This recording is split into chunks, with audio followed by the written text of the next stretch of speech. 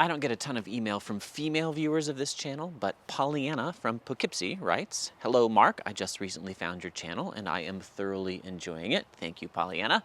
I did have a question that recently came up regarding a translation in the King James Version in my church that I thought you might be able to help me with. I currently attend a King James Version only church, but my own individual views are leaning away from KJV onlyism. My pastor was pointing out that in Philippians 4:13, the King James uses which, but the modern versions use who.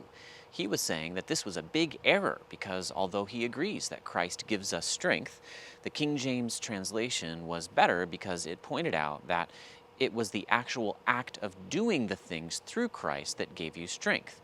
To be honest, even in the King James Version, I had always read it to just mean it was Christ who strengthens, not the action. But that did get me wondering why the King James Version used which. Do you happen to know? Yes, I do happen to know. It is my job to know these things, and it's the best job if you want to know these things. So you can take my job from me, and I can go back to my lifelong goals of either being a professional ultimate frisbee player or an old codger at McDonald's who meets for coffee with my cronies every weekday from 7 o'clock a.m. to 10 o'clock a.m. to trade stories about musty accomplishments that didn't impress even our wives. Then keep watching this video. I'll talk a bit about Philippians 4:13, that famous verse, often misused verse, and then try to give you some counsel for your situation, Polly. May I call you Polly? And you viewers out there in YouTube land, also known as all of planet Earth, do you know what's going on here? Why does the King James Version use the word which instead of the word who in Philippians 4:13? I can do all things through Christ which strengtheneth me. And in other famous places like Our Father which art in heaven, or Blessed are they which are persecuted for righteousness' sake. Stop the video now and tell me in the comments, why was the word which used in these places? Even though, as I think you know in your prodigious English guts, we today would say who instead of which in those situations. Why is this the case? I'll give you the start of the answer. This poor King James only pastor has been tripped up by a false friend, but has proven by his linguistic creativity that he can learn his error if by God's grace and perhaps your prayers, Polly, he humbles himself to learn. Here, of course, is what Philippians 4:13 says in the King James. I can do all things through Christ, which strengtheneth me. It took some real effort for me to unhear this the way I've always heard it, to see it from this anonymous King James only preacher's perspective. The fact is, I've always taken it as you do, Paul. May I shorten your name still further? But I guess this pastor is saying that doing all things through Christ strengthens me. In other words, I can do all things through Christ, and doing all things through Christ brings me additional strength. Maybe his application would be then, so get out there and do the right thing and you'll find more strength to do right. That's not terribly bad advice, I suppose, though I will argue that it simply is not what Paul said. But is that all about right, Pa? Can I call you Pa?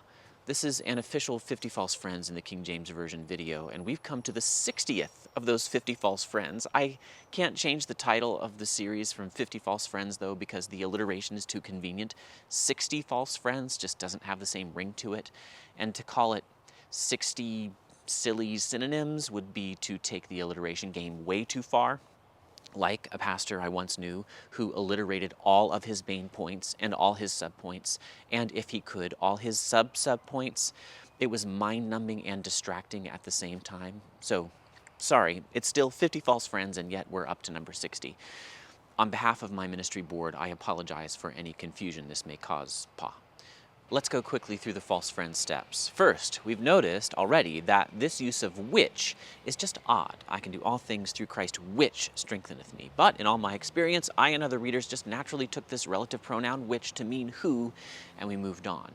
It's actually this King James only pastor who proved this to be a false friend. He showed how it can be misread, because there's no way he could get away with his interpretation, his misinterpretation, if the King James translators had chosen who, the way modern versions do. I can do all things through Christ who strengtheneth me. That just cannot be read the way this man read the King James Version of the verse, because it shows unmistakably that the relative pronoun, who or which, points back to the person just named, Christ, and not to the whole clause, I can do all things through Christ. This is the first time I can remember when a King James only pastor taught me a false friend by producing a misinterpretation that never occurred to me before. Second, what does the Greek word here mean? Scrivener's Greek New Testament, the one used throughout all portions of King James onlyism, of which I'm aware, reads, painfully literally, all things I can do through the one who strengthens me, Christ. The one who strengthens me is one word. It's a masculine participle, if you must know. I don't have a native speaker's feel for New Testament Greek, not many people do, but I've been reading it for 20 plus years and I just can't read the Greek here in a way that fits with this pastor's interpretation. I can only barely and with Herculean effort make it work in English. What I would definitely say is that the most natural way to render this Greek phrase in contemporary English, our English, is with the word who, not with the word which. Any student of Greek, no matter what their level is going to use the word who here. Third, what does the word which mean in contemporary English? Do I really need to tell you this? I won't get into restrictive and non-restrictive clauses or into the that versus which distinction. This gets complex. I'll just give the straight definition from the dictionary. Which is a relative pronoun and determiner, that is, used referring to something previously mentioned when introducing a clause giving further information. The key word there is something. Something previously mentioned, not someone. And that's the key word because of step 4, the Oxford English Dictionary. So I've told you how this word which is used in contemporary English. How about older English? How could it be used back then? That's step 4. What could that word which mean? The Oxford English Dictionary tells us that the word which could be used in 1611 in reference to persons. But then it adds that this sense is now chiefly regional or archaic, except when referring to a collective body or small child. So you can say, in contemporary English, I had a football team which could not be beaten. That's a collective body of persons. Or you can say, there was this baby which wouldn't stop crying in the back of the plane. Much as even strongly pro-life Christians sometimes conventionally refer to a baby as an it. Listen, and you'll hear this, I promise. This is not inconsistent of us pro-lifers. It's just part of our language. But because which can no longer be used to refer back to a person, it's ungrammatical to say, Sarah is the one which asked for that sandwich. And it's ungrammatical to say, our Father which art in heaven. That last phrase is so common that we don't think much of it, but it's just another little linguistic bump for newbies. And there are plenty of places in the King James Version where which is used in ways that aren't traditional and well-known. Ways that can be, and I think will be, confusing even for some experienced King James readers.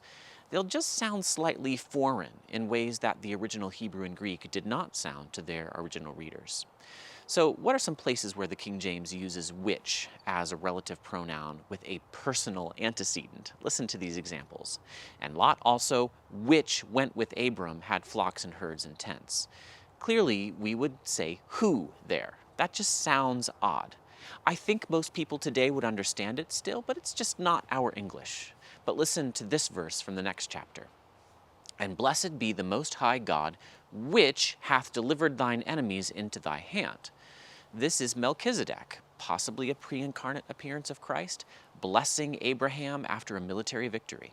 In contemporary English, if you heard this read aloud and you didn't see the comma, you could hear this as a restrictive clause.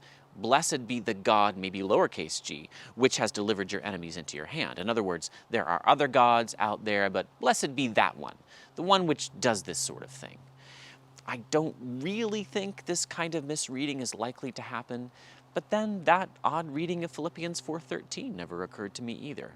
When we give people the Bible in a language not quite their own, but overlapping with their own, you just don't know what they're going to come up with. An interesting little note before we end. In 1833, 5 years after the publication of his great dictionary, lexicographer Noah Webster published a revision of the King James Bible.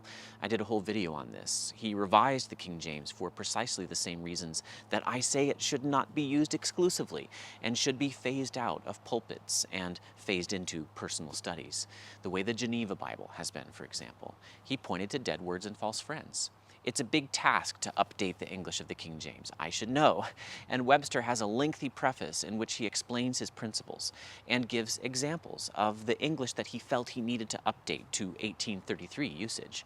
The very first example Webster gives in his list is this: who is substituted for which when it refers to persons. I have literally no idea of the identity of the pastor that my viewer asked about, Pollyanna, but I feel certain that he's a man which knows English well enough to come up with an artful interpretation, a man which apparently didn't check the Greek, and a man which, statistically speaking, is unlikely to be able to check the Greek, a man which probably, statistically speaking, again, didn't check with any other interpreters, a man which, statistically speaking, no, actually speaking, took an interpretation that isn't heretical, but a man which also took his idiosyncratic idea as an opportunity to take a pot shot at modern versions he distrusts, a pot shot which exploded in the chamber. In so doing, he revealed a kind of ignorance that, I predict, nearly all contemporary English speakers will have, namely an ignorance of language change over the last 4 centuries. There's no two bones about it. So what do you do? What you've told me, Sister Pollyanna, is literally all I know about this pastor. So my answer is twofold, one fold for each of the 2 bones about it. First, keep watching my videos because you need to feel sure of yourself when it comes to King James English before you can make a decision about what to do. And second, humbly pray for this man who, statistically speaking, is likely to have many genuinely good qualities as a pastor and as a Christian. Once I asked a seminary professor of mine, a man who was known for his graciousness and his careful Bible teaching, what he does when he hears a sermon that just doesn't say what the scripture text says.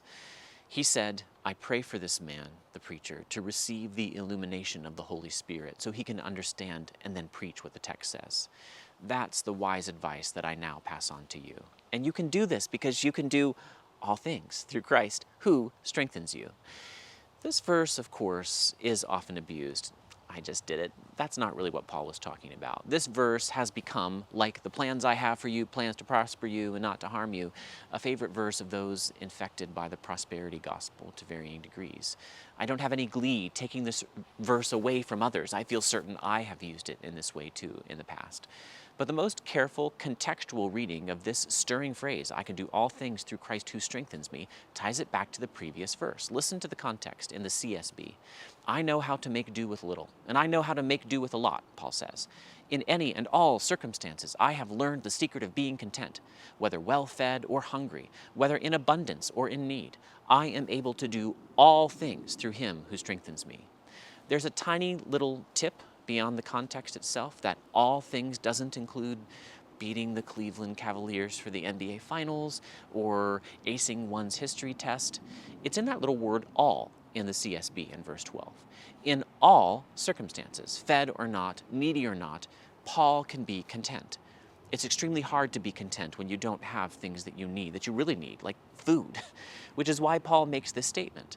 As one great evangelical commentator on Philippians, this is O'Brien, said, Paul's self-sufficiency was entirely due to the sufficiency of another. The all things of I can do all things through Christ who strengthens me, that is restricted by the context to the kinds of things that Paul has just been talking about. This is not a universal promise that you can do anything really good that you want to do as long as you ask Christ for strength. Anything good that we do is coming from the strength of Christ anyway. I have got a hummingbird right up there in the top of this apple tree. I am so sorry, I wish I could show you, but by the time I pull this camera out, he'll be long gone. He loves to sit up there though, so maybe I'll give it a shot. Anyway, no matter if you're using a modern version, people are still going to find ways to misinterpret what God said. It's both human finiteness and human fallenness that cause this kind of misinterpretation. Reading the CSB is not going to keep people from giving the wrong interpretation. But reading the King James Version, especially reading it exclusively, is going to inject an unnecessary barrier for people to cross. And it's going to inject unnecessary misinterpretation opportunities because of the mismatch between archaic English and contemporary English. Understandest thou what thou readest maybe a little better now? I sure hope so.